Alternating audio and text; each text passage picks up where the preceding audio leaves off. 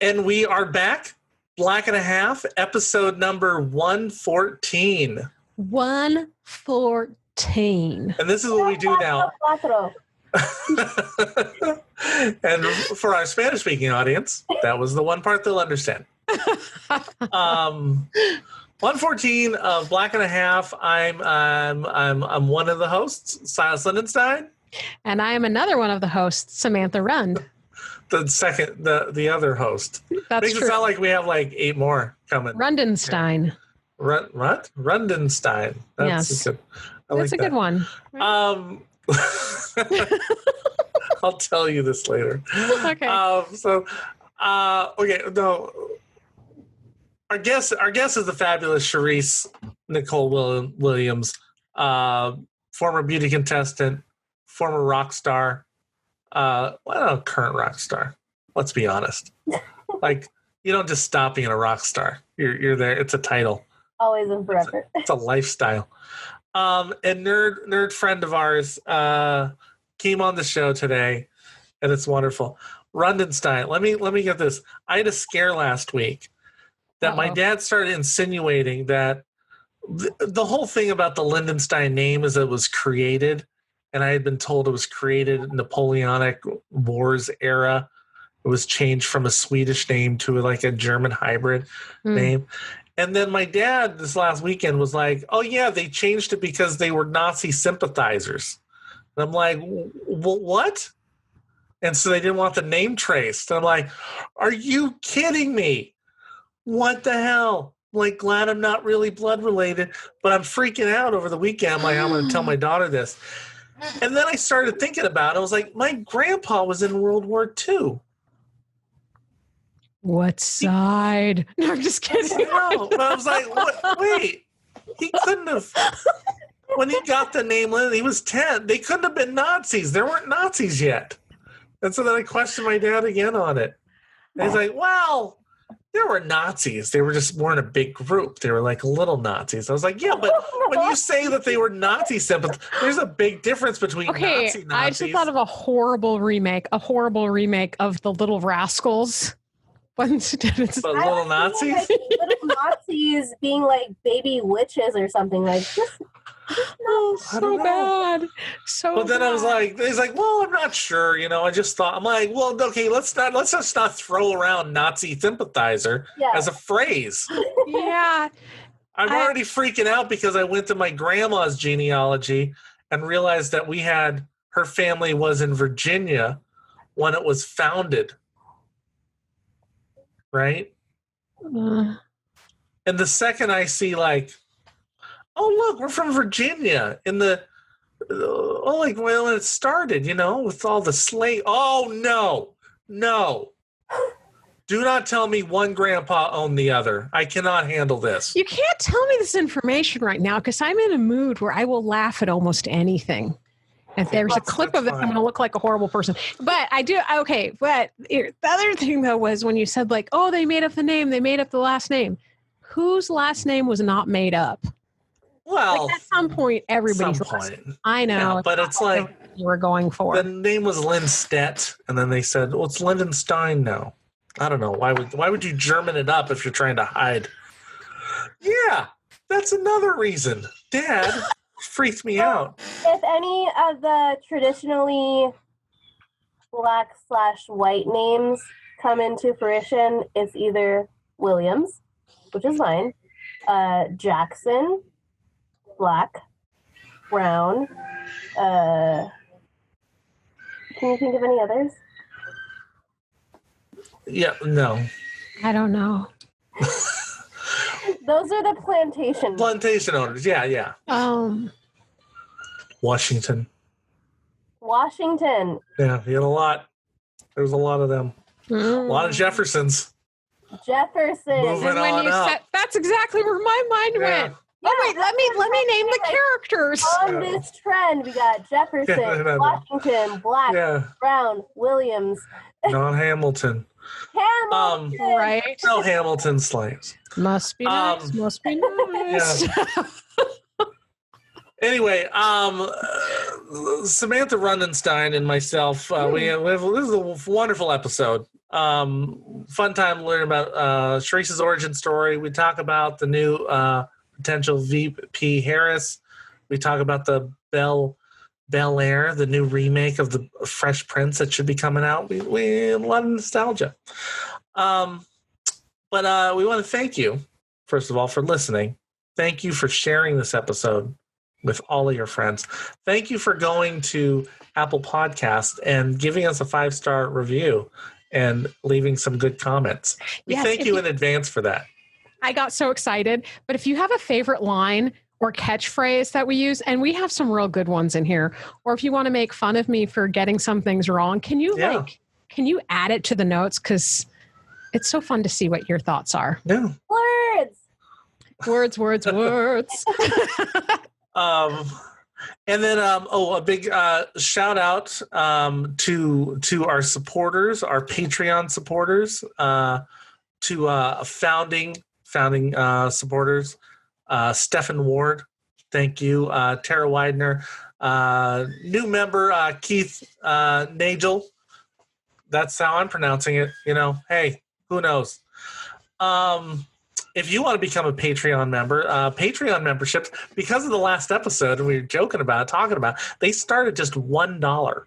$1 a month.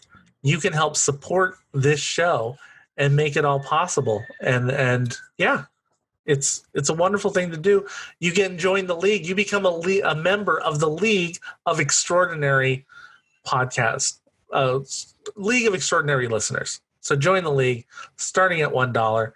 Go to patreon.com/black-and-a-half.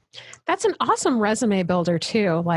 Yeah, member of the League of Extraordinary. Profile, you're not just a good listener. You're an extraordinary listener. Extraordinary. Yeah. So join the league. Women love that. Women love that. Right. That's actually true. Women do. Yeah. Right. Yeah.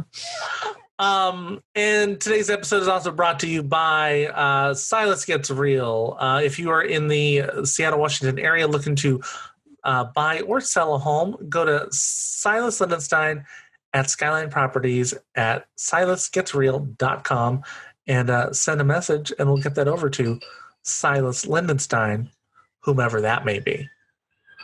And it's also brought to you by Beyond Technique Coaching. So if you are looking for a coach to help you bring more of your whole self into your life and work, I can help with voice, body, and mind from performance principles. Please email me at beyondtechniquecoaching@gmail.com. And I actually started my podcast about that. I have on some amazing guests. The first one is out from Sunday, and another one is coming out this Sunday. So you could follow that and let me know your thoughts.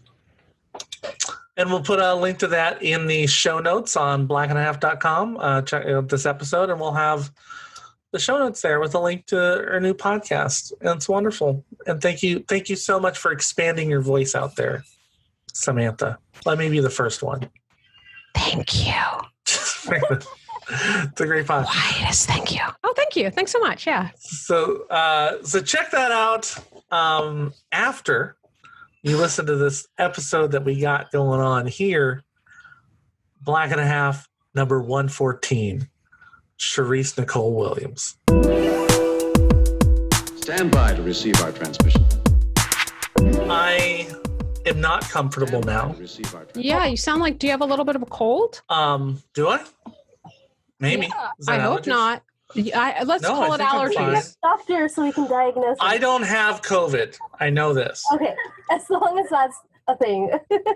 I'm not I can't 100% say that. It's like a 98% because Gretchen got tested last week. And she's good?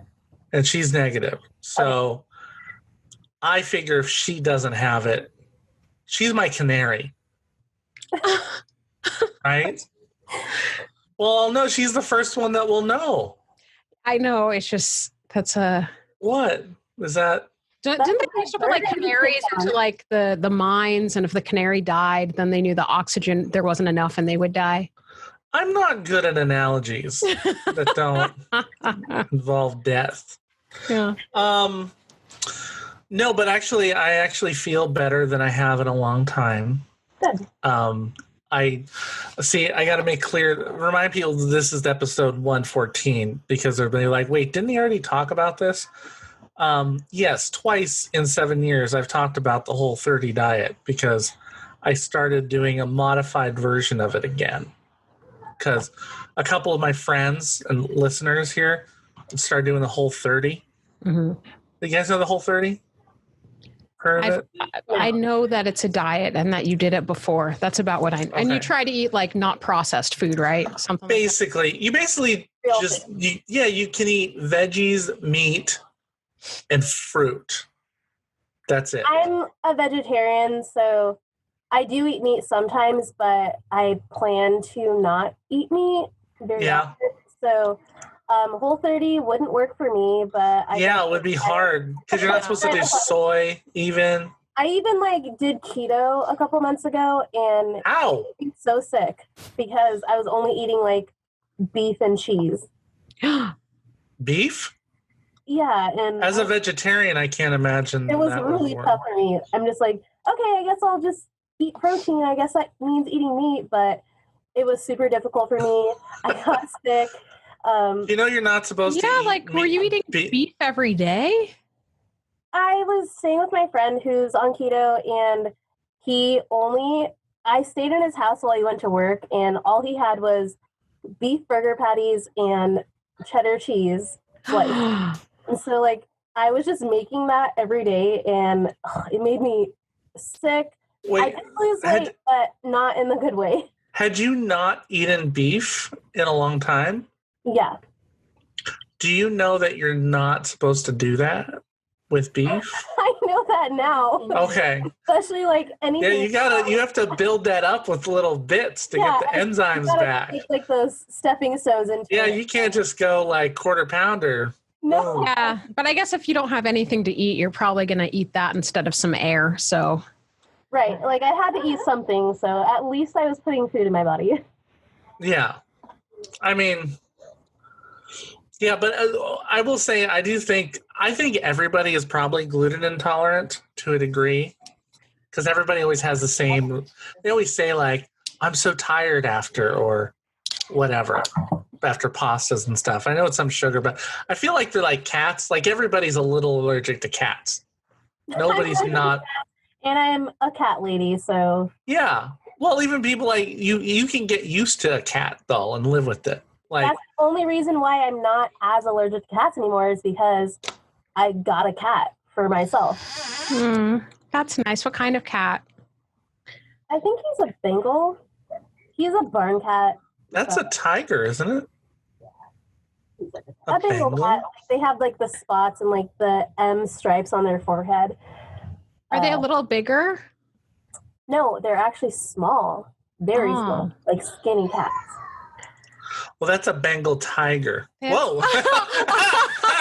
That scared me. At first I thought it was a prop, and then I thought you were about to die. I thought the creature's about to kill her. I was being attacked by a cat. But this is Oli. Oli from Olympia, Washington. He is the cutest and also the biggest pain in my ass. Yeah, they can be like that. And he has a little hammock next to my desk, so he sits there while I'm sitting here. So adorable. So cute. I try to cover my dog's ears whenever I'm looking at cats. What?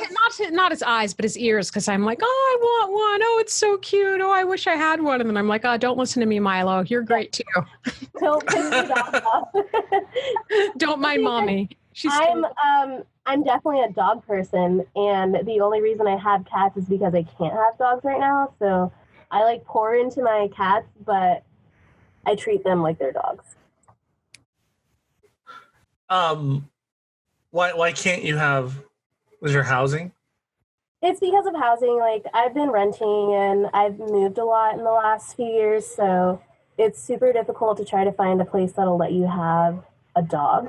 Oh yeah, they'll let you have a cat, but they won't let you have a dog. It's amazing for this city is so crazy for dogs. True. They let their dogs in everywhere here they want to, And then they're like, "Oh, but you have one? No. Yeah. Not. Like I was No, on I'm not gonna let you have one." I was on like meetup groups where you can like take your dog with you to the bar and stuff. And I guess you're only allowed to have a dog if you're like a homeowner or something. Because if you're a resident of a dog, you've committed multiple crimes. Yeah. It's really hard. It's actually a big reason why people end up buying. Yeah. I'm like, boy, that is an expensive dog. You bought a house for it. Right. Okay. Right. So did you get into our first topic here? Did you folks get a chance to see the trailer for the fan trailer for the Fresh Prince, the reboot? Yes. Mm-hmm. Yeah, that was intense. Like, I wasn't really sure what Fresh Prince being a drama actually was. And then watching him, just like, ooh, that hits close to home sometimes. Yeah, it's like, it seems to really work. So those of you that don't know, there was a viral video that went out last year called Bel Air. It's a reboot of the Fresh Prince of Bel Air, but like it was just a trailer that he made. It was this guy named Morgan Cooper, and they made it like a drama, which, there's always a thin line between drama and comedy anyway. It's just your kind of take on it. And if you go like, yeah, I guess he was kicked out because he was getting into gang trouble, and so they kicked him out, sent him to his auntie and uncle in Bel Air. But what if this was a drama? So he did it. And here's the crazy thing. Now, Will Smith has signed on to executive produce this reboot. Like, they're going to make it a reality. And they are now shopping it to, like, HBO Max, Peacock, Netflix, all these different places. So this trailer is now going to be a life-changing thing for this guy, this Morgan Cooper. I don't even know who he was before this. I forgot to look up to see if he had actually done anything. Oh, I was like, was he not still Morgan Cooper? Well, it's like his secret identity. Once he got into a witness protection program, that's where he really switched up his game. He got behind the cameras, doing parodies. I have children. I don't know like new Hollywood people. I don't think anybody knows new Hollywood people. That's why they're new. Well, my daughter does. She knows the new folks coming in. But yeah, so I mean, were you fans? Either of you fans of the original Fresh Prince? Oh, yeah. Okay. So I've definitely been a fan.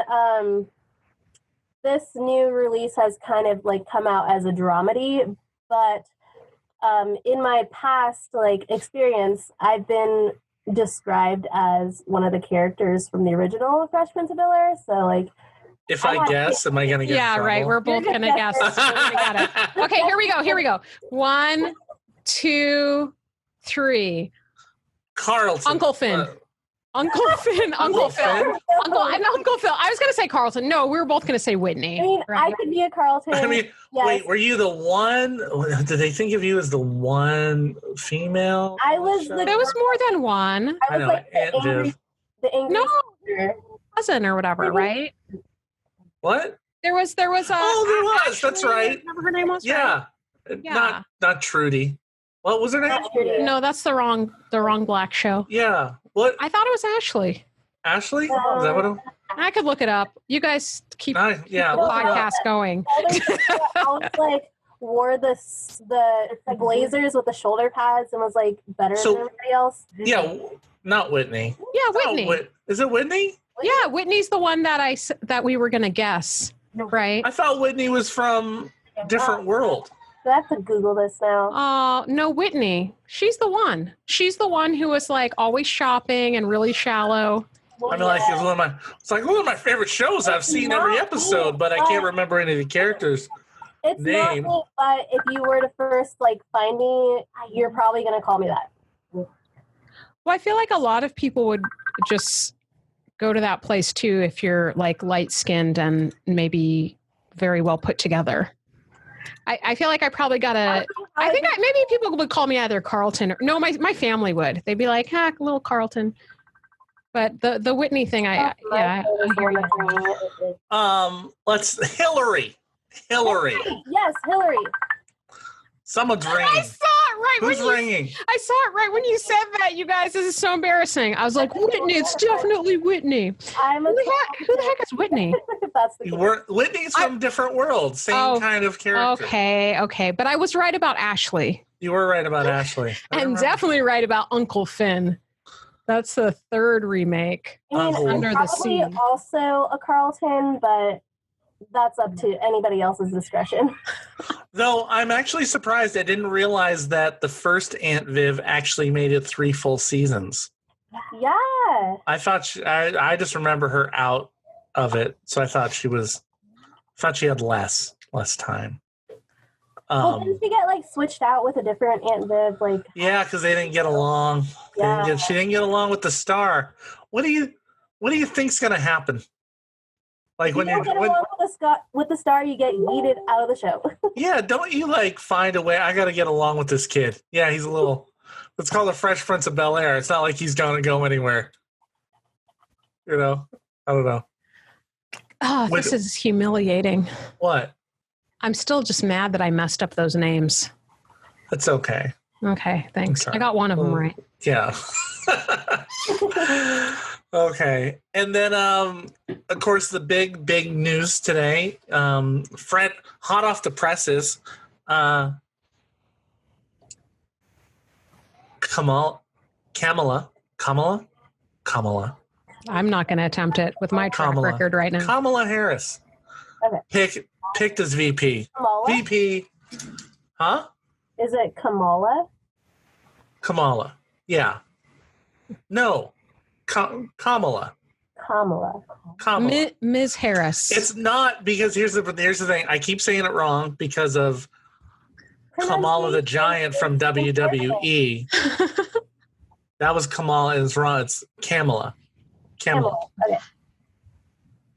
Kamala Harris. So how's your reaction to that? What's your reaction? Samantha? Excited?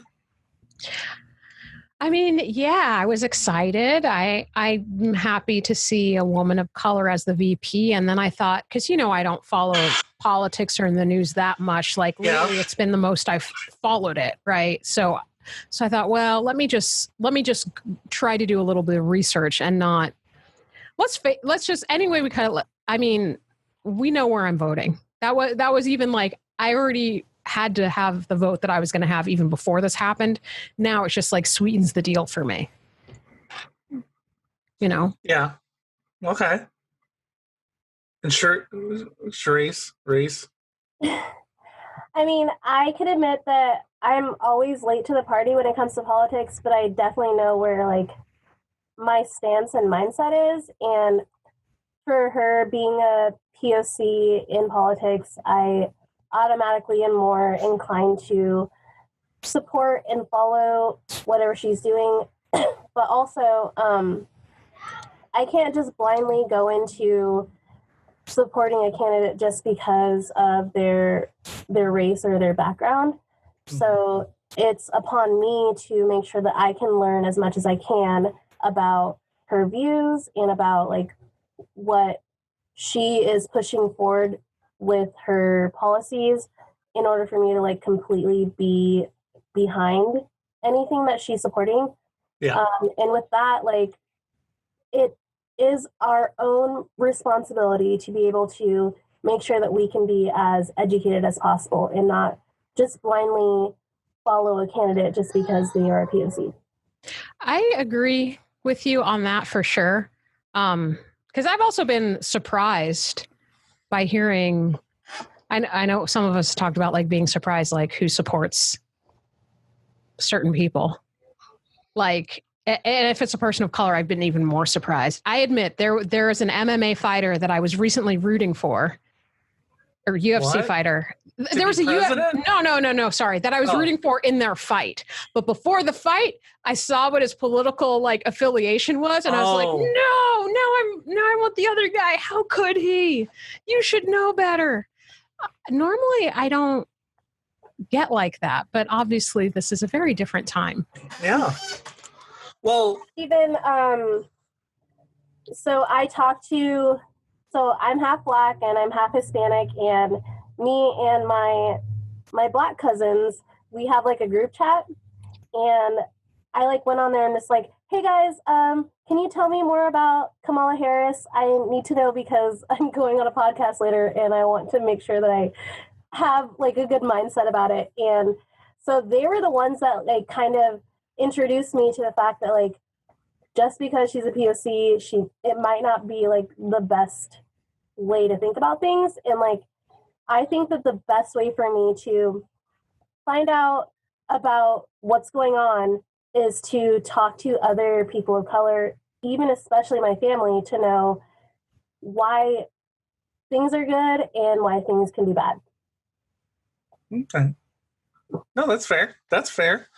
Well, I did address to Facebook to ask if there was anything specific we should hit on with her. Someone asked about her name. What about her Fresh Prince character? I put two things on it.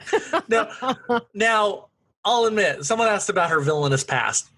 Look, she was a DA. She was a DA. She was a good DA. She pushed through a lot of stuff. You know, it's hard. Like, I do feel, and sometimes I'm like, this is a double standard here coming in. So suddenly we're going to be like, people are tearing apart her record. It's like I feel like sometimes people forget that DAs are hired and they're supposed to follow the law and they're supposed to do their job. And her job was to prosecute people. That's basically what it was. And there seemed to be some that they were a little like, well, why aren't you laying off of this? But, you know, she had a major initiative to stop child trafficking, predators on children. She really put in force on that. She's apparently, like, some people consider the most progressive attorney general California ever had, which I think is like, well, it's California. So of course, like, they might not think it was progressive enough, right? As opposed to, like, if she was in Kansas, they would have thrown her out because she was too hardcore liberal. The way I've been a supporter from her since the beginning. I liked her a lot. And part of it is I don't mind somebody. We have an absolute crook in office right now. A crook, right? I tell you, like, crook. Absolutely corrupt. And I do feel like when it's like the balancing of the force. You need to put in somebody that's going to try to follow it next. You know, they're going to try to put in place and create some systems, because they're going to have a lot of amendments that need to be done to fix things, to make sure that people can't have this level of open corruption in the higher office. And so that's what I like about her, is I feel like she'll go in there and she'll balance it out. And I love it that I get yelled at that Black people are not monoliths when I suggest Black people like Biden. But then everyone's like, Harris is a cop. How can you support her? Like, you know, it's okay for Black people to like law enforcement. They're allowed. They can be cops. They totally are, and it's not one or the other. But yeah, it's just like you have to like choose sides when really, like, I literally had to call 911 yesterday, and I don't regret it completely. I know. But like, I do know that there are plenty of people that are public servants that are here to help the people, and sometimes they are bad and they do a lot of damage. But I'm not going to completely not want law enforcement to be of aid to the public. Yeah. And she did do a lot of good stuff. She did. There was a bunch of reforms that she did, and that's what I do like about her. And I love her Senate record. I saw a friend posted like that she did the first gay marriage in California, like the day it became legal. Nice. So I hope that's true, because I was like, that's pretty cool. Yeah. And I remember someone criticized her because she made on some show, she said something about how in college she had smoked pot or something. And people like, you put people in jail for smoking pot. And I'm like, well, that was her job. She had to. She couldn't as long as you don't get caught. By the way, yeah, it's not like she was like grabbing pounds of pot off the trailers and throwing them in her backyard. She's saying in college when a lot of people did, they experiment. It doesn't mean you don't have to be pure to later on go on and enforce laws. She's actually also owned up to a lot of stuff. Like she's done interviews right when she started running. She went on and was like, yeah, that was too aggressive, or no, that wasn't the intent of this. I needed to, they do make some mistakes, but it seemed like she's not afraid of addressing everything she did and explaining why and what the reasoning was. And I'm also okay if somebody was like, I thought it was a good thing then, but you know what? I was wrong. I'm right, fine with because that. that never happens to us. Right. We're always right all the time. It was definitely Whitney. Just, oh my God. Just can't. Oh. In case if you forgot, I just wanted to remind you guys. It's Whitney. She needs to remember. Oh, man. What else did they ask? How do you reconcile? Yeah, so I like her. I think her Senate record's on point. Like she's been pretty progressive in her votes for, she hasn't been pro Medicare for all, I think, but I think that is also political. Like as far as I'm actually not, I am for technically Medicare for all, but just the whole, they call it something different. Like let everyone have health care. I'm for that. Like, I don't know, we get all bent. People are bent up. They don't like Medicare for all. They want the Affordable Health Care Act and to expand it to more people. I don't want that. I want what I called it, Medicare for all. Like, I don't care. I just care about the end result. And I just don't think it can happen in this country in one swoop, which is why I didn't think Bernie would be successful at all. I think it's going to be incremental changes. The thing about that is people only opposed it because it was called Obamacare. But at the end of the day, we all still just want Medicare for all. And if we don't call it Obamacare, everybody's going to agree that everybody should be able to have health care. Yeah. It's awful, but I don't think that's the case. What? I'm just saying there are definitely going to be some Americans that do not want everybody to have health care. I'm just saying I agree with you in the sense that this is how it should be, and that's what I hope. But I know that there's. Do you think it's just out of principle? People say no, not everyone should get it. Like, otherwise, wouldn't it have happened already? There's some people that don't see other Americans as human. They don't care and they don't understand. It doesn't affect them, and they don't understand. Like, oh, everybody should have access to what I have access. They think like, well, I deserve better access because I'm better. I'm saying yes. Like, it's I want everybody to have health care, but I guess not everyone agrees that everyone should eat either. Exactly. Should everybody eat as long as I don't have to pay for it? Yes, everybody should eat as long as there's not a cent out of my pocket potentially. Hey, listen, I'm just, is it going to be one of those tap out days? Because I read something the other day where somebody was so mad that they saw somebody buying steak on food stamps. Oh, yeah. They were so mad. And it was like, are you saying they shouldn't eat? They're like, no, they shouldn't eat better than me. I work. And it's like, well, you don't know that they don't work. Right. So I'm just. They could be a soldier. I completely agree with you. Yeah. I used to manage a grocery store, and I've worked at grocery stores for over 10 years. And when I was like 18, like a cashier at a grocery store, I'm just like, how come you can buy steak and lobster on your EBT card, but I'm like buying like dollar store food? I can't even afford to shop at my own store. But of course, I've grown from that a lot, and realizing that like everybody should be able to eat, everybody should be able to have a treat or a cheat day where they can. Right. Like, I don't think people are going out and having their steak and lobster. They're not doing it every day. Right, yeah. Not like something somebody come through your line with an EBT card and they're buying steak. That's probably like the one time out of 6 months that they're able to do it. So let's just stop judging other people. And you don't even know how many portions that is. Right. That could be portioned out for like 7 days. Like, for real. Yeah. Not even kidding. Like, you can spread it out. Oh my goodness. Like, And then what you could do is you could put some cheddar cheese on it and you could have it every day and say that you were going keto. And before you know on anything, you're eating good.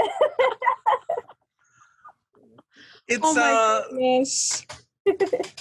Yeah, it's crazy. Okay. And so for the post of the week, actually, I really loved something Samantha shared earlier. Thank you. Thank you guys. I contributed. You do. You're a very good contributor. Thank Our you. correspondent, Samantha, from the field of Facebook. That's right. She put up this something from Heather Thompson Day, which is from a tweet at Heather T Day. She wrote, Pause for dramatic effect. I'm trying to wait, which one is it? Like, which is the first one? Okay, I'm reading the order that I saw. Yeah. My dad just told me never laugh. They will mistake your nervous laughter as compliance. Instead, pretend you don't get it and watch them explain it to you why you should be laughing. I've used this advice my whole life since. When I was 19, my boss said I should be a phone sex operator, and I laughed. I said, I don't get it. He said, it's a joke. I said, explain it to me. And that's how I learned that once sexual harassers have to explain why their inappropriate jokes are funny, they stop laughing. I really like that. That's it. Yep, that hits hard. Have you ever done that? Made people explain a joke? Only at every open mic. No. I don't think I have used that yet. Now I know, so that's good. What I have done, yes, there's a laughter, but I've also just totally feigned ignorance. Like I knew what they were talking about, but I wasn't going to dignify it by acknowledging it. And I just be like, I don't get it. But I wouldn't ask them to explain it. I totally got it. And I just act like, no idea. That usually did the trick. Honestly, I can't believe a boss would. I'm thinking about that. Like, that's crazy. Like, you don't think you get in trouble? A man. Like, Reese, have you had this? Yeah, I mean, have you done this to anybody? Even hold this back. I have called out somebody for saying something completely offensive. I'm sure they didn't mean to, but anytime I've called somebody out, they're just like, "Oh, Sharise, stop being a crazy Puerto Rican lady." Anytime, I've heard the words "crazy Puerto Rican lady" as an insult for me talking back to somebody multiple times.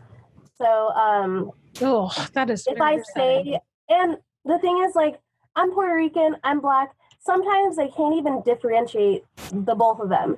So I'll be like, "Hey, I just spent like 6 hours doing my weave. Please don't touch my hair." And they'll be like, "Oh, but I thought you embraced your Puerto Rican side." I'm just like, just because I embrace my Puerto Rican side does not mean that I'm not Black and I didn't spend 6+ hours sewing hair into my head on cornrows. Like, my arms are tired. Don't make me tired of you. And that's talent. I just want to It really is. Like, I've never tried. I don't. I would be. I have the time now for quarantine, I guess. But no, like, seriously. Oh yeah. I mean, I have a new project that I want to try with my hair next week. But like, not only does it take time and talent, it takes like a lot of self-worth that I have to really prepare myself for. But just like being told that I'm not allowed to feel this way because of this, or I'm not allowed to feel this way because of that. Those are the tribulations of being a half and half, for sure. We understand the halfy woes. Yeah. The halfy woes. The halfy woes. You heard it here first, guys. You hashtag. Right? Halfy woes. Halfy woes. That's the first time you inspired it. You really did. Let's make it a thing. Yeah. Oh God. Okay. That's how I segue to things. Oh God. Okay. Fine. You explain that. What? Nothing. Explain that. What is that? No, I'm just, you know what? Every time I read something sexist like that, I think about my daughter. Yep. And I think about how, like, I feel like I worry that I've ill prepared her for the world. Like, she's 13 now. Mm-hmm. Like, how much can I? It's hard because she's in this little bubble of people that are just like, they like each other, right? And they're not totally sexist yet. It's starting to come out, like at school, the school people, but it's just going to be increasing. And eventually she's going to meet people that aren't from Seattle who are totally sexist, right? And have never been called on it. Sexist people here too. I know, but I think they're called on it a little bit more. I think it's harder to not get it pointed out. Probably quieter in Seattle. We're not applauded as much. Like, you're a great dad. So what I'm hoping for you is just to worry less. As a non-parent myself, I think just infusing her with self-confidence, and you're a good male role model. And so she has this great self-esteem she's going to intrinsically have from having parents that really love her, and letting her know what behavior is okay and what behavior isn't okay, because, you can't protect her from everything, and hopefully she'll never need that protection. But it's an impossible task, which I know once you become a parent, that's always there. That feeling's always there. But I felt like I could give her black boot camp though. Like, I understand. What's black boot camp? Like, just everything. Like, okay, well, here's what you need to know as what's out there, what's going on. Okay. But I don't know. I don't pick up sometimes on the microaggressions toward women until later, or unless I'm reading about it. Like, if I'm reading about it, I'm like, oh, I see what's going on right now. But if I'm in the moment, I've just been around it. I think it's like how we say everyone is or you say all white people everyone's racist because you're in an institutionalized racist society, so everyone's racist. So I also say everyone's misogynist. Everyone's a misogynist. We all are, even if you're a woman. We've probably been trained that way by society, and we don't even know.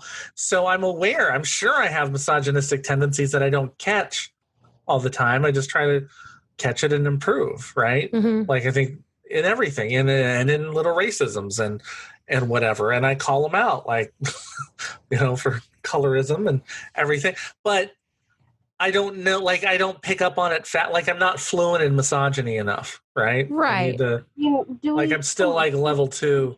Fluent in misogyny, we're not trying. It's just something that we know. I know, but I want to know, so that I catch it.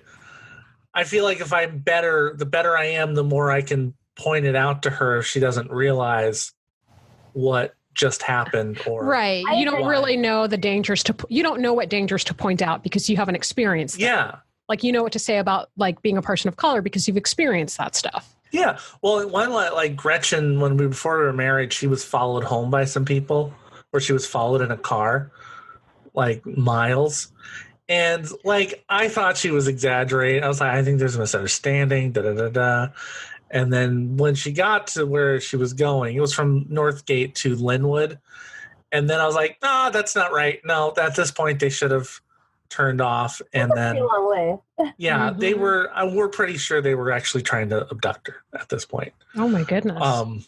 So I'm like, what? And then we told other people the story, and they're like, that's completely how sex trafficking works. They did. They found her saw her with an organ plate, looks young. Oh, somebody who might not be missed right away, right? and you know, she was smart enough not to do everything, but just she was a presumed niceness though a little bit with them. But I still I think about that because You know that could have what? been a disastrous night. I thought of something. I mean, thank goodness she's okay. But I did think of a piece of advice that you could give your daughter if you haven't yet. If you haven't yet, remind her to trust her spidey sense. Because sometimes women do this thing where like maybe they feel a little bit uncomfortable, but the girl that they're with vouches for the other person. So they trust this person, so then they trust that person. Yes. And when I was watching like the Jeffrey Epstein videos, yeah, right. And then I was watching the cults and extreme beliefs and stuff. And a lot of the women do the legwork of getting the other women in. So it's like, don't trust somebody just because they're a woman. Wait, because was the one woman evil though? She knew what was going on? Oh, hell yeah. I mean, yes, definitely. Very much so. It's the problem though that if that person's your friend, you mean if she's not a friend, then just don't try. Like, no, you're bad too. Spontaneous thing for like, women to be told to trust other women. But other women can put you in situations where you are bullied or you're sold into sex trafficking. Like, you can't trust every woman just because they're a woman. Just like you can't be a black person and trust every black person. You can't be a white person and trust every white person. You can't be a lesbian or LGBTQ and trust every single person of that identity. So, yeah. So, like, it totally. And then like Silas, I think, let's say that somebody's name was Jill and her friend was Beth. And Jill knew Beth. Okay. But then Beth introduces them to George. And Jill is like, well, I don't really trust George, but Beth does. So you know what? I think maybe it's okay if I think that George is a good guy then.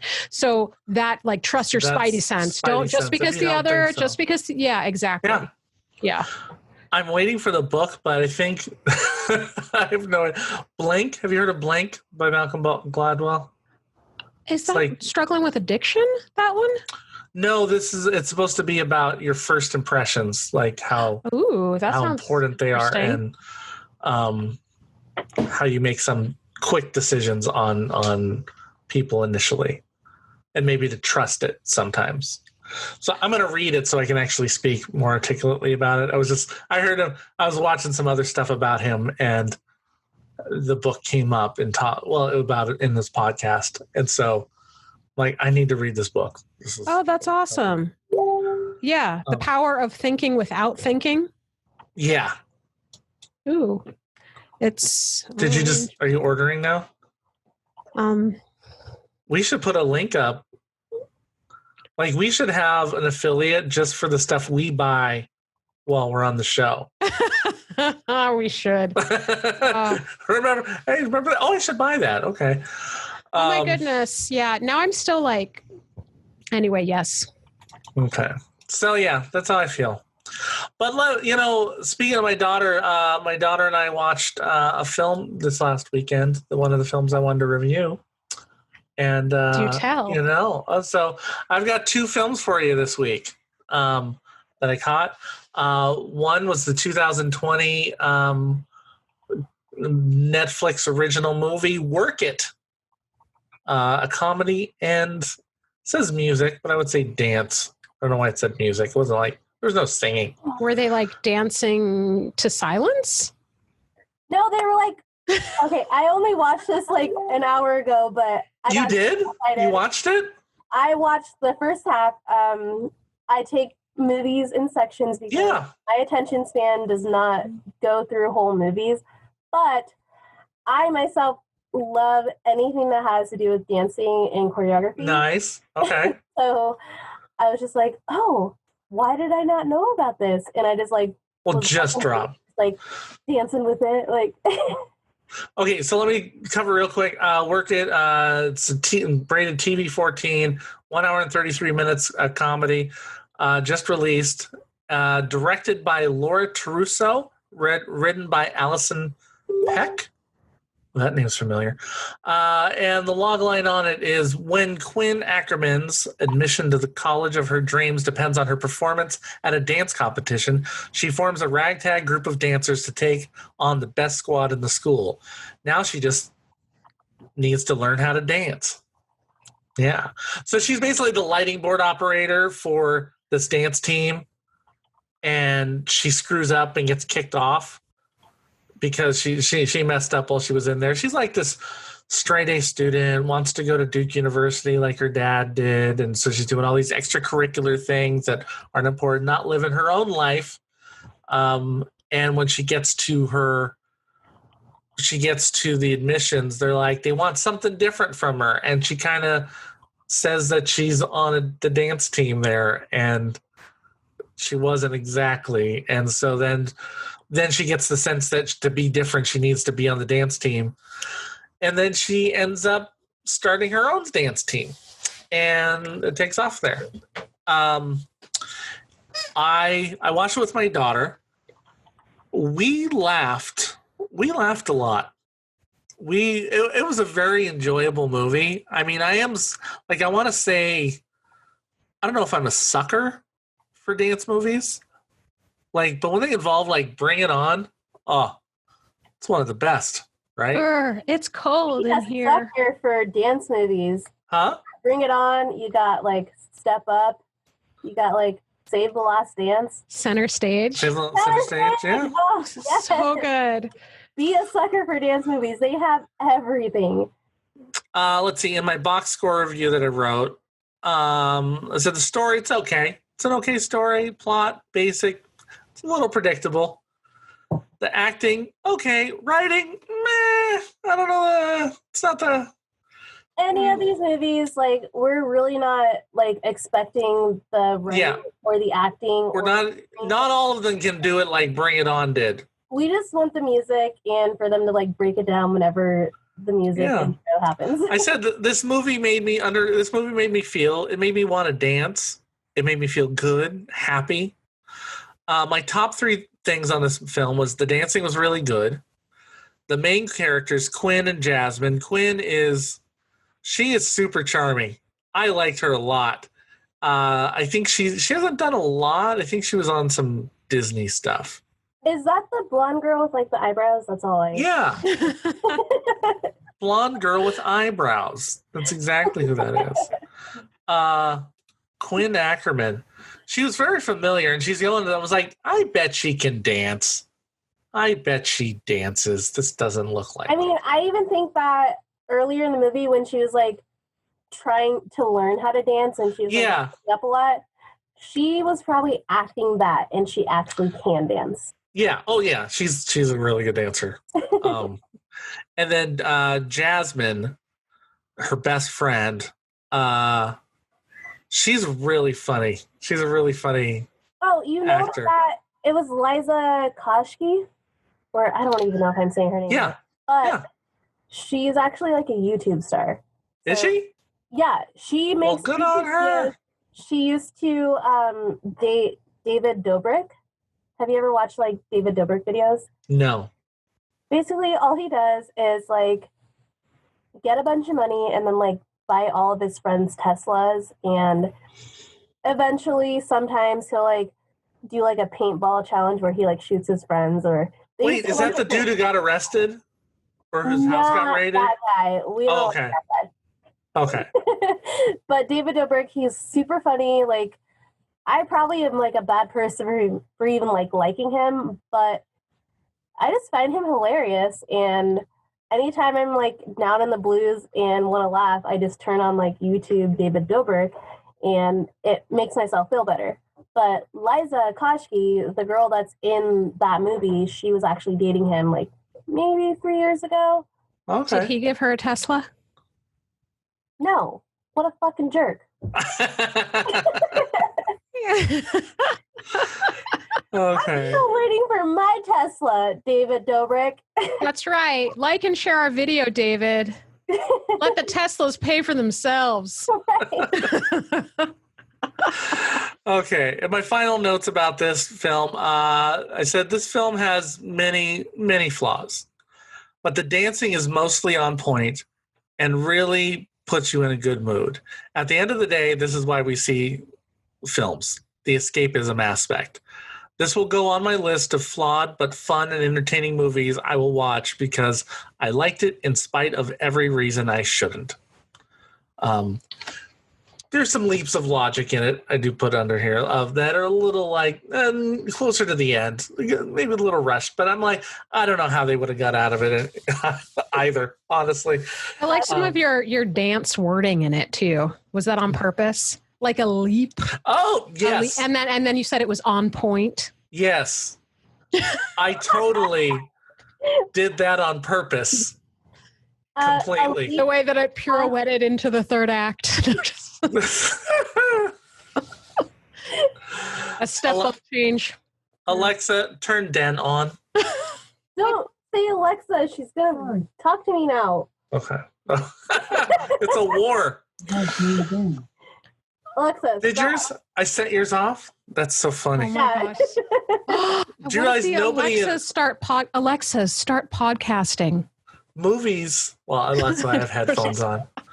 Movies are going to be killing that name from their picture. Okay. And then the next movie that I did watch was it said 2019, but it's actually a 2020 film. It just kind of came out. It got released March 6th.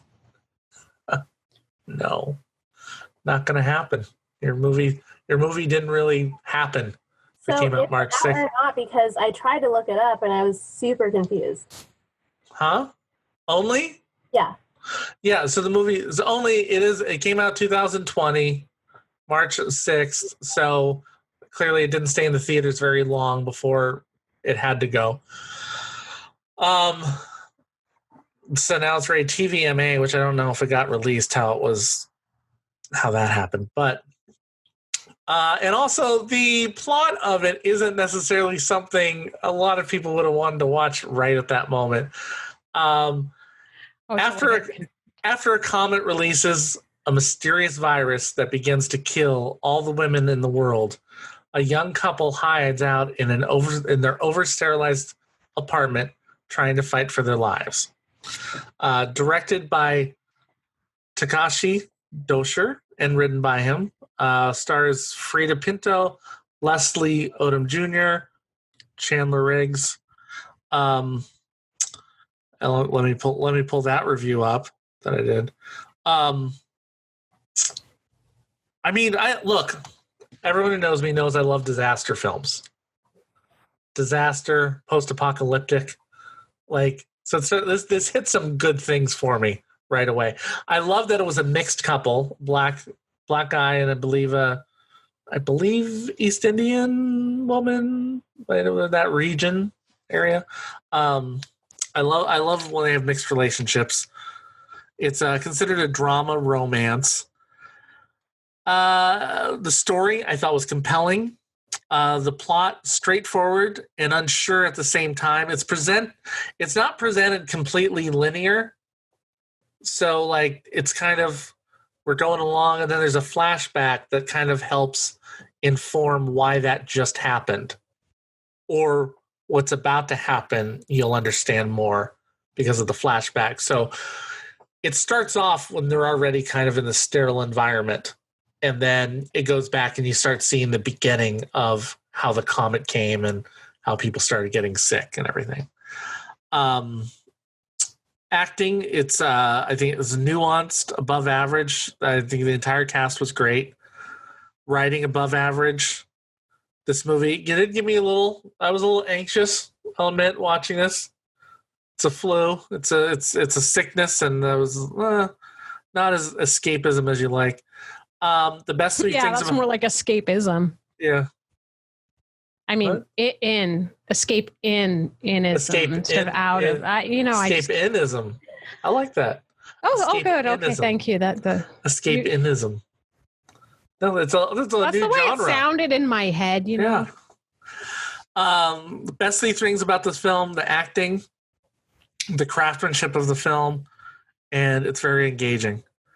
The worst three things about the film: There are times the husband's actions don't entirely make sense. They're a little out of character, but are kind of done just to kind of push the plot along. Like, does one day he just like mysteriously wash the dishes? Yeah, that kind of thing.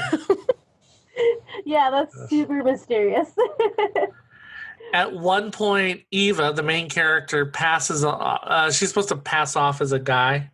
She says she's out in the world, passing off as a guy, and it's not like remotely believable. Like, it is like no. That was one attempt to pass off as a guy. Well, she had her like a wig and or a hat on. She binded her chest, and she really didn't speak around people. Did she? And like, she did put some. She put some like grit on her face. Huh? Did she like try to pee standing up, or like how convincing could she have been aside from her appearance and the mannerisms to pass as? The hard thing is she's gorgeous, right? And it's like, as the filmmakers, we're not like she still did. Yeah, she put some grime over her face, but she still did like the standard makeup that you do for film, like, and that highlights your femininity. And well, I'm like, don't do that. Men can be gorgeous too. Okay, watch the film and tell me she looks like a dude, because she doesn't. Okay. She absolutely doesn't. I'm still, yeah. No. Oh. And I don't want to spoil the reason why this is big, but it's my number 3, this is my other 3 complaint about it. When films are so content in heaviness, I sometimes wish they would just take one moment to find a laugh in an odd moment, because I think it gives it an element of realism. It's a heavy film and could have used some lighter moments. Maybe that's why she didn't look very convincing. That was not supposed to be funny. It was not supposed to be funny. But it, I do feel like sci-fi, especially if it's sci-fi era, they always get caught up in not making laughs. Even in post-apocalypse, I always think The Walking Dead needs a comedy episode. Just like let's have a moment of humor when it's not like just a humor, like a joke. Don't give away the idea. Well, this is the viral video we can do for the twist of The Walking Dead. It has to be a twist. Like, even when you're watching like one of those teen dramedies where like all of a sudden they like teleport back to the 1960s and everything's in black and white. Like, yeah, can we just do that? For what do you mean? Which one? Which teen dramedy was that?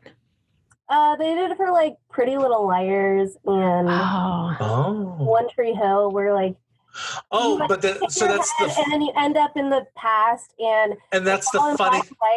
Is that the funny episode? Yes. Okay. Yeah, you shouldn't have to go through all that just to make like a joke. Right.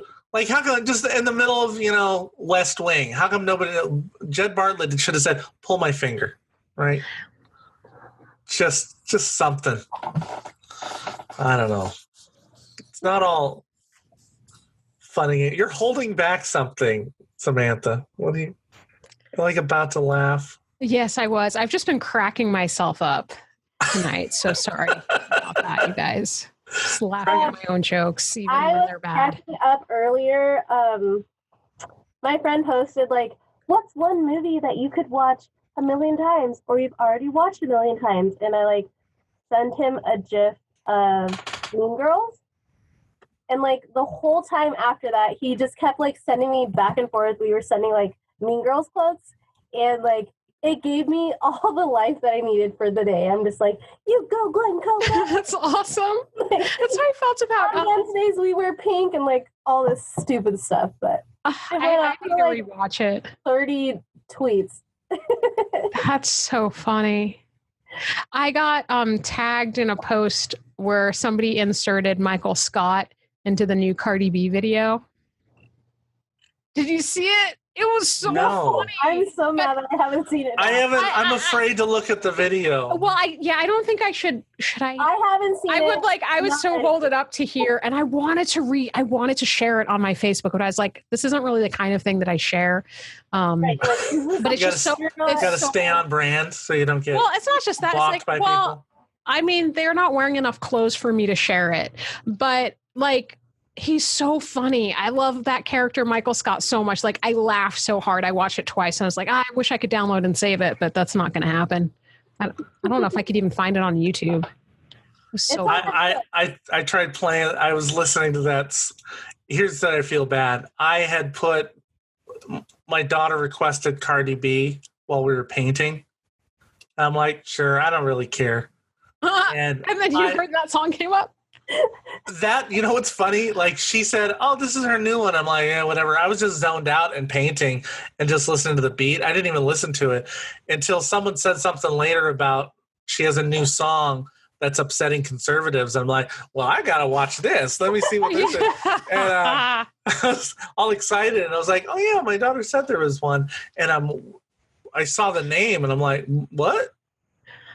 Yeah. What? Well, I mean, yeah, like listen, and I'm like, oh my god, is anyone around? Because this is audio porn. Like, I don't think I'm gonna get in trouble. Okay, so two things. One, I couldn't post it because it's like, yes, I thought it was hilarious having Michael Scott in the video, but I know there's people on my Facebook that aren't going to want to just be like bombarded with, they're not expecting to see the video, And then the second thing is, I'm personally not a fan of that much skin in videos, but I also feel like, what's the big deal? Because people, like, there have been so many videos out where there's been a lot of skin shown that I'm like, why is everybody freaking out right now? Because it's women doing it on their terms, but they're male rapper.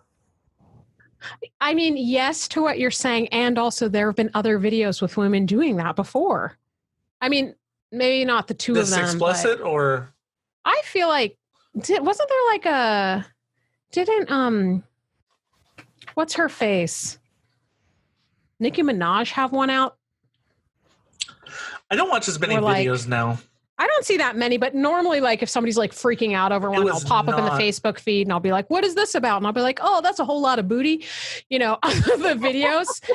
And I mean, this is I think it's the dirtiest song I've heard from a female rapper. I mean, I have not heard it.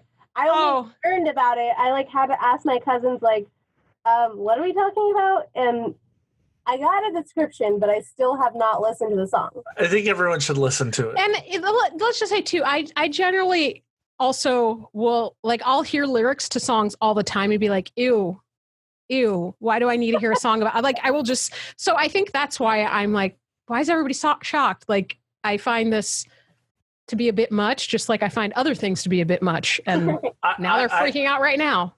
I did not know a lot of the songs that I enjoyed in the 80s, 90s, maybe more than 90s, that I had only heard the radio. I had only heard the radio versions until Spotify came out. And I remember specifically being in Canada, and I forget if it was like, it wasn't Back That Thing Up, but it was, it might have been that. Like, I was listening to somebody, and suddenly it was like, whoa, I was like, what song is this? This is not the song I'm not a prude, but I'm like, it's just not what I knew. So I feel like it's almost like someone was doing a parody of it, but it was the real song. I just never knew. Was it the Fresh Prince of, that's a mood I don't know. I don't have a better city in mind right now. It was, so I've been shocked at a lot of songs from the 90s that I apparently only knew the clean versions of. And they're just dirty songs. We didn't call it the clean versions back then, though. We called it the radio. Yeah, radio cuts. Radio cuts. The old cuts. Yeah. Man. So, Sharise. Oh, so the movie only, I give it a B. Go see it. Okay, I'll watch it. Sharise Reese. You are a multi-talented person, it seems. I met you I met you. I was a Lyft driver for you. Yes, I love our origin story. Yeah, we had a great origin story. She was a Lyft driver. No, She was a little. I was a Lyft driver. She wasn't talking to me much. I talk to you more than I talk to most of my Lyft drivers, so Yeah. Consider yourself blessed. Yeah, I am. I get a lot of attitude from black women actually when I'm a Lyft driver. I don't know why. Attitude from black They women. never want to talk to me. I think that's a thing. But she took my I don't know. She remembered my info when she wanted to talk to me about some housing stuff, and she contacted me because she remembered the Black and a Half podcast. Black and Half, yes. Yes. And so then we got in touch, and then we've been Facebook friends. But you're the thing I knew about you, I've just recently discovered you were a nerd. I didn't know that. I mean, we dabbled in it in our initial conversation, but I don't think you took my nerdness as seriously as you do now. No, because you also, well, here's a lesson, because you're actually now the second former beauty contestant winner that I know that's also super nerdy. What? That I was, yeah. Who was the first? Jackie Brown. Oh, I know her. You know her. Okay. Yeah, I met her and she was super nerdy, and then I found out she was a beauty contestant. And she was Miss Washington? Yeah. I think she was Las Vegas?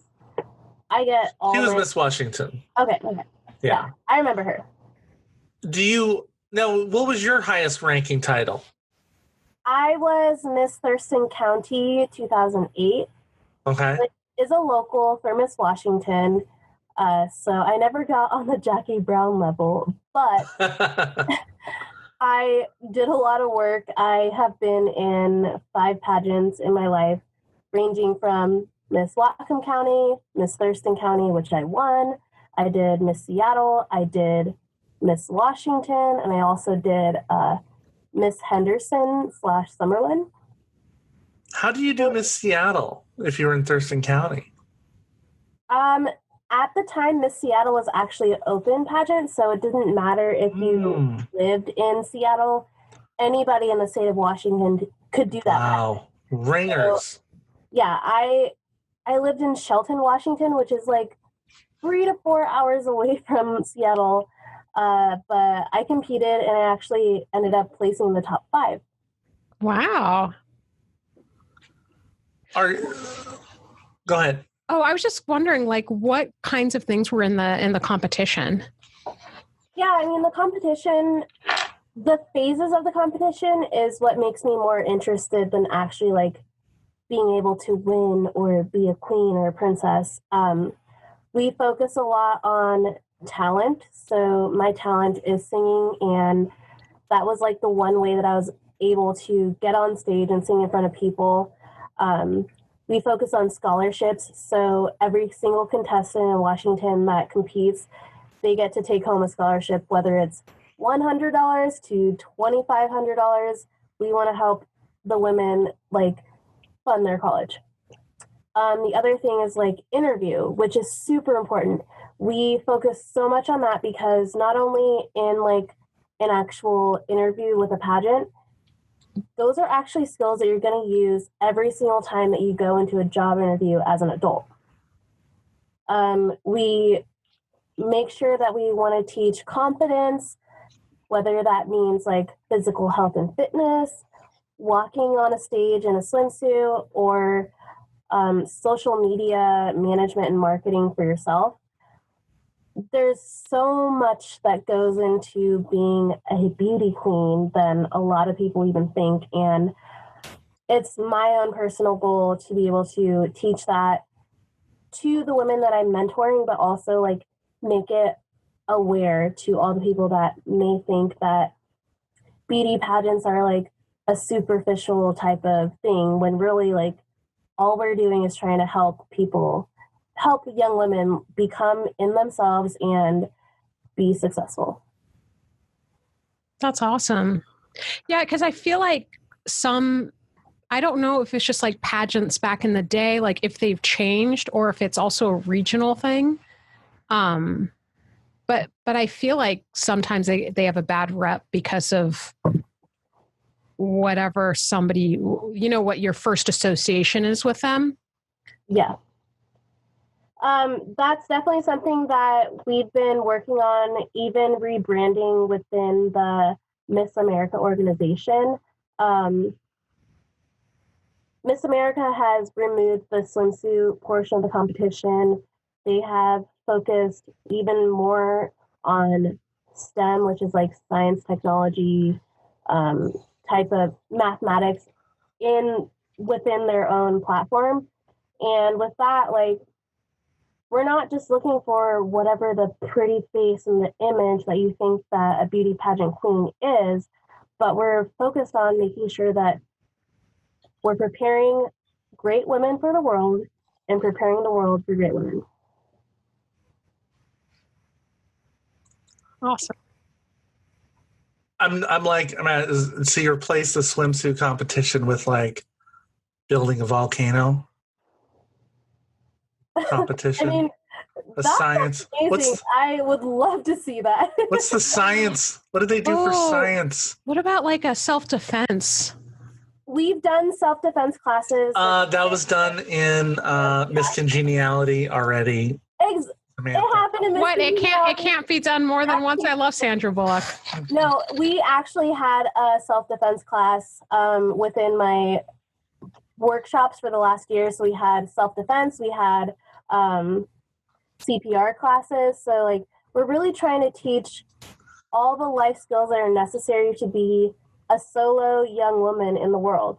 So if that means knowing how to put your makeup on before you leave the house, if that means being able to taste somebody that's chasing you, like we do it all. They have like okay, here's how you react to mansplaining. Like that would be great. Like we have those, those keychains that fit between your fingers and you just like punch somebody that's we sell those. Do you do that for when people mansplain to you? Just if people mansplain to me, I'll just in the eye, right there. I don't even need to actually physically hurt them. I'll just like yell at them in Spanish and they stop. They're like, the fiery Puerto Rican said. Yeah.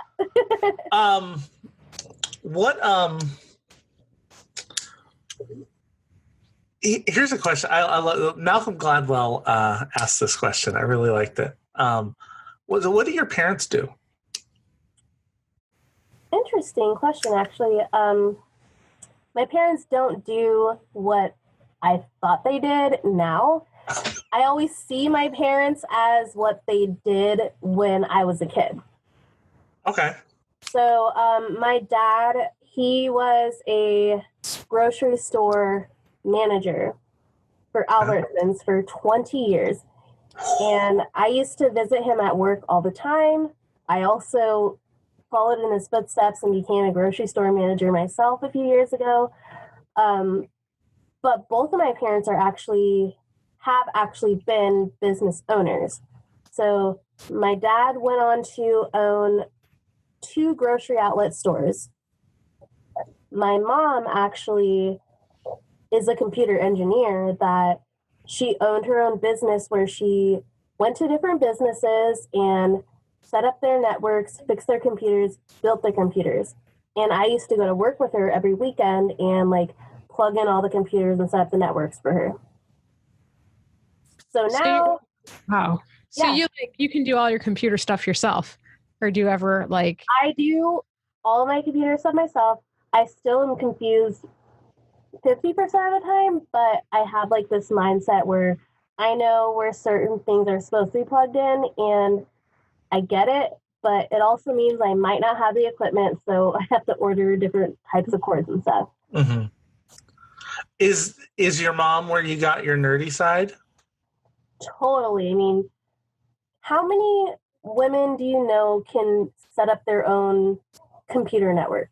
Like, that's not even a thing. So I have a binder full of women that can. But I don't know them. So I completely give all of that nerdiness to my mom because, like, first of all, she's a Latina. She works in a men-dominated field. She was the only woman in her college class at University of Washington to be in computer technology. So I've looked up to her for all of those reasons. And just the fact that I was able to learn all about computer technology as a child. Like, I was like 5 to 10 years old, and I knew how to build a computer. I will never That's awesome. let that go. That's great. I don't think I even knew what a computer was when I was 5 years old. Yeah. I mean, I think I was spoiled that I had like Windows 95 and I was playing solitaire on a desktop computer as a child, but it also sounds like super far back and not like a real thing, but it was a real thing for me. That's awesome. And after you did pageant work, like, what was the next thing for you? Like, what was you're like, okay, here's the like, I mean, I guess if you didn't get to Miss America, you're like, or Miss Washington, you kind of run out of options, right? That's a great question. Because even after I stopped doing pageants, I was still of age to be able to continue to compete, but my mind and my interest shifted elsewhere. So with that, I actually became a rock star. I moved to Las Vegas and I started my own band, and I was the lead singer for a rock band that played all over Vegas. I wrote my own songs. I recorded. I went. Okay, when you say rock, are we talking like Journey kind of rock or Bon Jovi? I mean, I was a total emo kid. So, like, if I'm going to say rock and I'm a girl singer, most of the time people would just be like, oh my gosh, is that like Paramore? And I'd be like, yeah, sure. But wait, black people are a monolith. How did you do rock? Didn't you have to be a hip hop artist? I've done hip hop for sure. I've been invited and I've done the hook for plenty of rap songs, but my own personal style and writing style has always been for rock. So okay, now I'm gonna feel real dumb here because I hear emo a lot, but I don't think it's my type of music because I can't even think of a band when someone says emo. Like, what would you? You can't really categorize it. I don't think that you can think of a band, no matter if you know about it or not. Is it what makes it emo? Is it sad? Is that what it is? Sad. The eyeliner. Like, internalized on your own feelings. Okay. You internalize it, but you sing it. Yes. Right. Okay.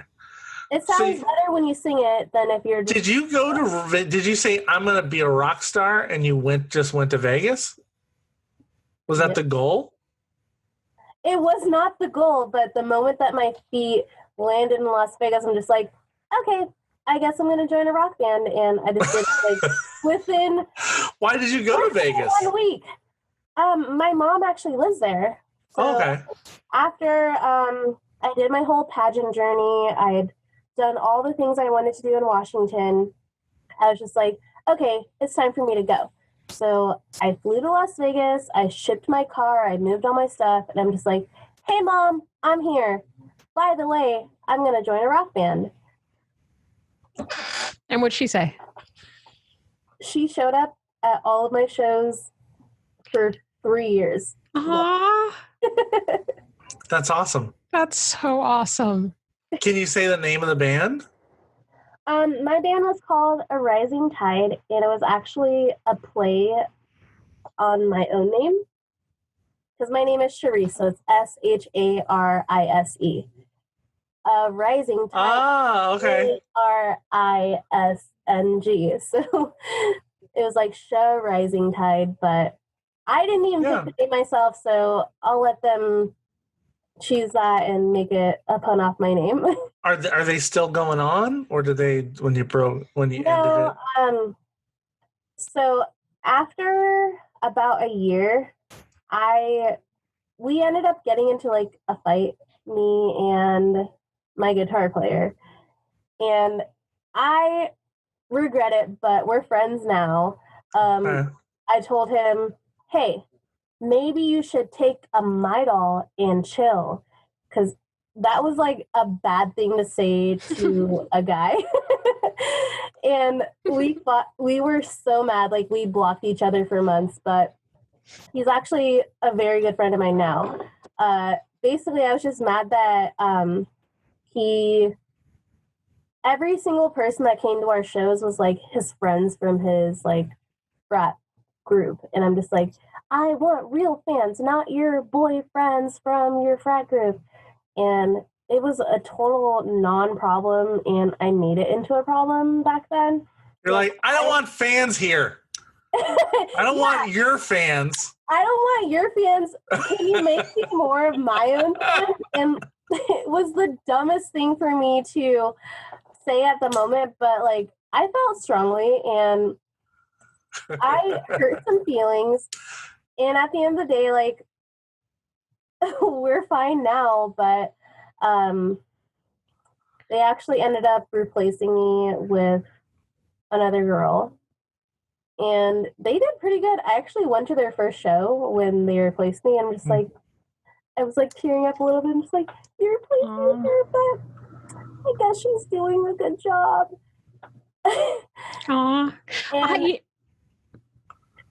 Samantha, keep going. No, I wasn't going to say anything useful at all. I was just going to say that I didn't realize that Midol helped turn people into marketing geniuses. I mean, I should have known it way back then. I would have been way more successful. If he took that Midol like you told him to, he could have gotten real fans. And chill. Fans. And I would have stayed in the band. We would have all been famous by this point. But even after leaving the band and we had another woman take over as the lead singer, I was able to actually fulfill some of my dreams when it comes to music, which I didn't know that it was going to happen, but I actually auditioned for a R&B cover band, which I don't know a lot about R&B. I can learn any song that you tell me to learn, but I auditioned for this band and I got in, where we would actually perform at all the casinos in Las Vegas. Wow. So I played at like Arizona Charlie's. I played at the Orleans. I played at different places where I would play for 3+ hours at a time, and I would get paid like $500 a night. So wow, fun. Even I though love that. I love that you led with Arizona Charlie's, though. Arizona what? Charlie's hired me the most, but it was not the nicest place to play. Right. I was like, well, where? Arizona Charlie's. Arizona. So when you say they like it was 3 hours or 5 hours, 3 hours you would play, is it like you sang or you played as well, like an instrument too? I don't play an instrument, so I say I played because I was voice, band, but Samantha. I was lead singer. I was backup. What? That was to Silas, by the way. Yeah, I just sang. I used my voice for a lot of things. I did lead singing for like, I had like my own feature songs that I would do, like Shaka Khan or like Whitney Houston or what's her name? Talia. I don't know. What'd she sing? As if I know that. Square Biz. Square Biz? Yeah. Square Biz? Square Biz. Oh God, I have to look it up now because Tina Marie. Oh. Yeah, so I had like my own thing where I would do those certain songs, and those were my solos. But then I would also like sing background for like September or different slow jam types of R&B songs. Okay. Fun. So cool.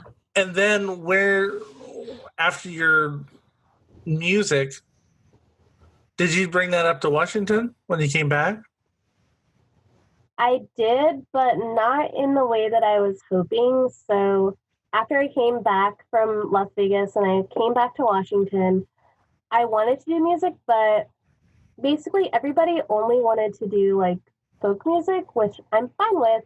That's still my brand, but it was hard to kind of like meet people that wanted to actually collaborate with me on some of my personal creative projects.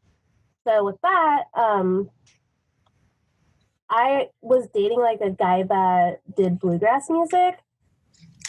And so I used to like show up at all of his shows and be like, hey, invite me on stage and I'll sing Johnny Carter and June Cash or whatever.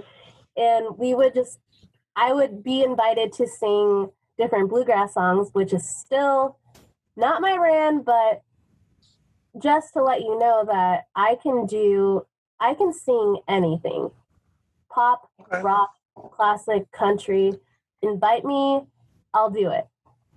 So I started singing a lot of like country music, and that's kind of how like I evolved into working with country music. And I've been to Nashville like twice, and I'm still gonna go back there in a couple weeks. Do you have a CD? I have a SoundCloud. You have a SoundCloud. We need to get some of those links. I didn't even know you were a singer before this. Do you have anything on YouTube? Before any of my gaming stuff, but yes, I don't have a YouTube because I'm not like super excited about being on a video yet. But I did get a piano today, so I'm probably going to do videos. Otherwise, I have a SoundCloud that actually has some of my recordings. Ooh, nice. I'll need to get the link to that. Mm-hmm. I want to hear this. Yep. It's soundcloud.com/Sharise Nicole. Oh, well, that's easy. Yeah. And then I did want to talk about. So you're a nerd. What? You're a game producer too? I use producer lightly because I'm not actually making games. I'm producing content for games.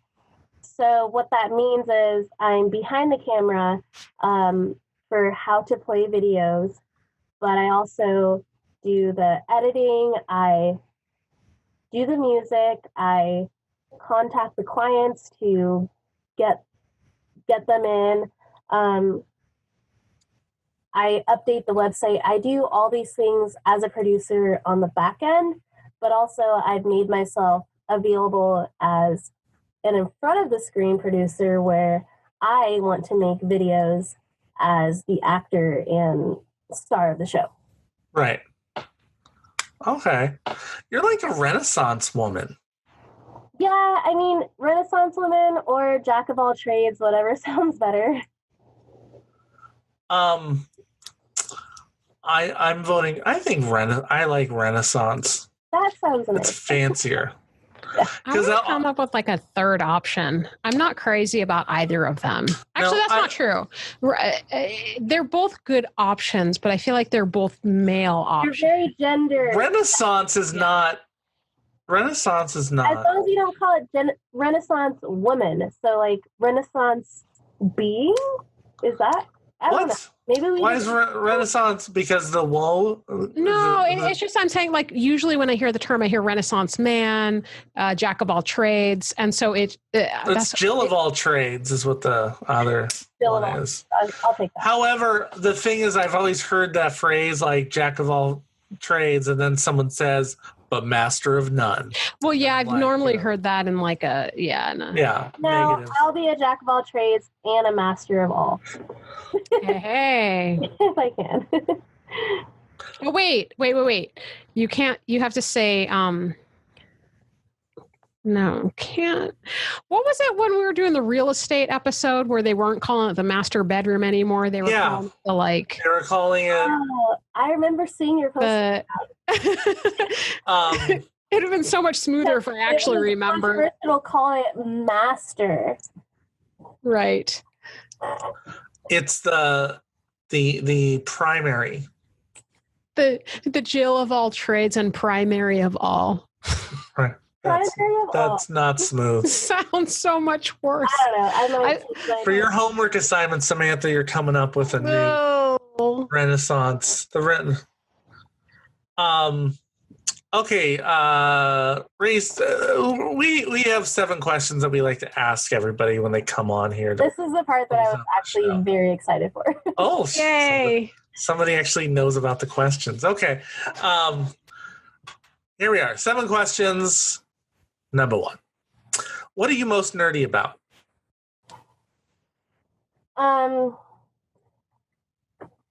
If anybody doesn't already know, I'm actually most nerdy about The Sims. Oh. I was embarrassed about it before, but I've completely dived into the fact that, like, that's never going to change. I've been playing The Sims since the year 2000 when The Sims first came out.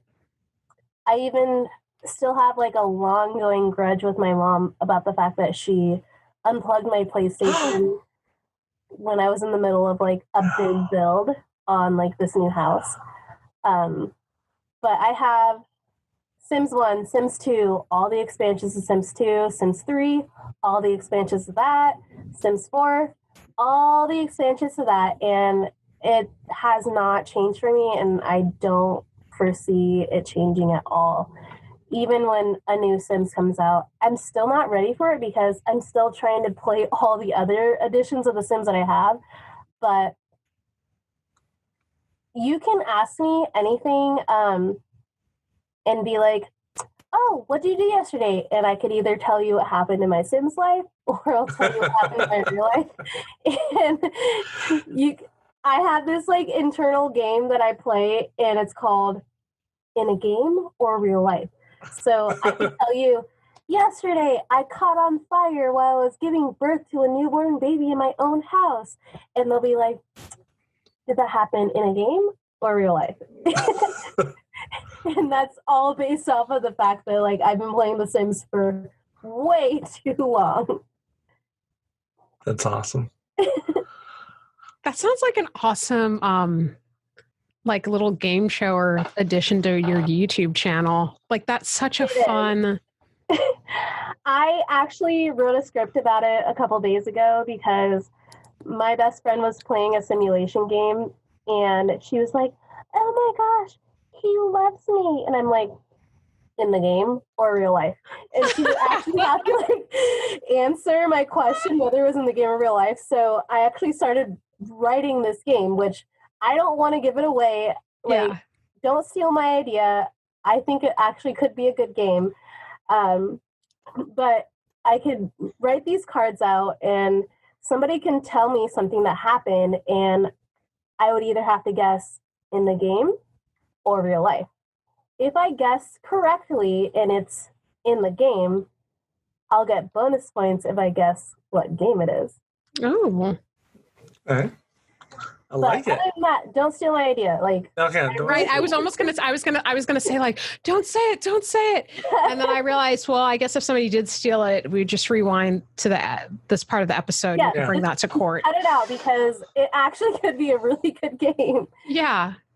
But I mean, even with me, like, wanting to have my own show, thank goodness that you invited me to your show. But it's all inspiration for me to maybe be able to do my own show.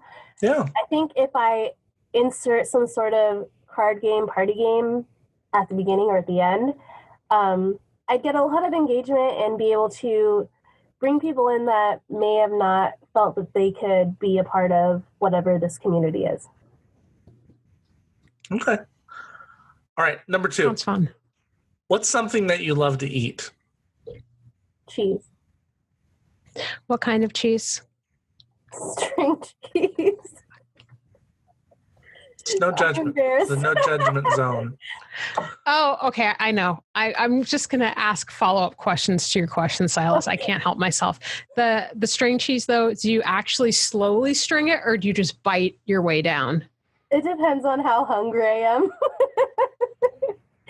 I mean, if I want to be, like, proper, I'll string it down. But after about, like, 10 minutes, I'm just like, okay, I'm freaking hungry. I on the cheese. What's something that you love to drink? Chardonnay. What kind of music do you love? Boy band pop. Okay. What do you love to create?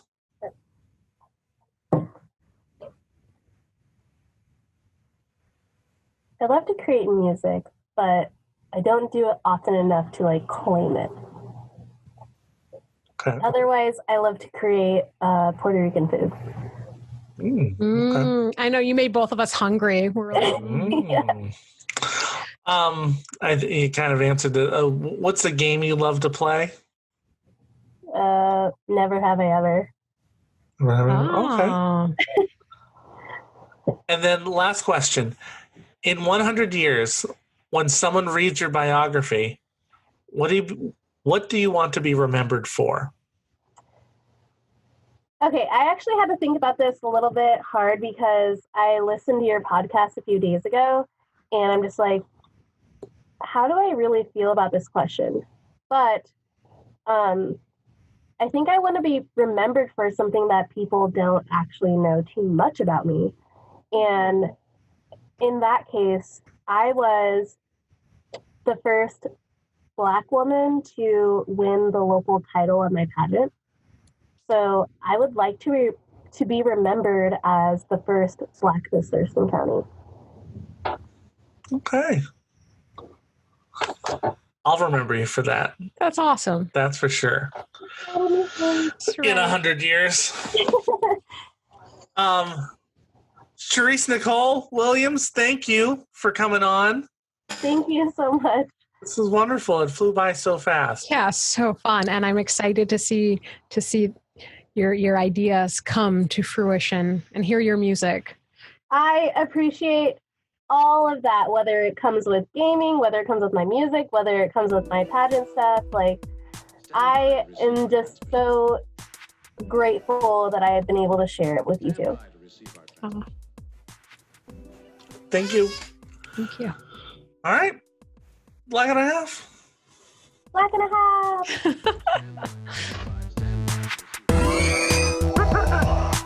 Join us. Impressive. Join us. Impressive. Join us. Impressive. Live long and prosper and prosper and prosper.